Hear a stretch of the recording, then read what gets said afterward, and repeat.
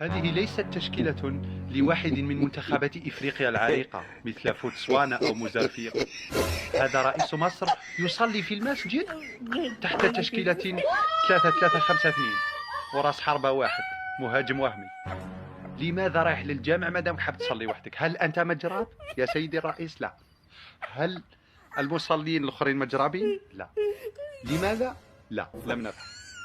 مادامك لا تريد أن يمسك الناس والقدم في القدم والكتف بالكتف، صلي وحدك يا أخي. صلي في منزلك، في الصالو تاعك، صلي في طحطاحتك، صلي في وراء منزلك، ما تروحش للجامع يخرب بيتك.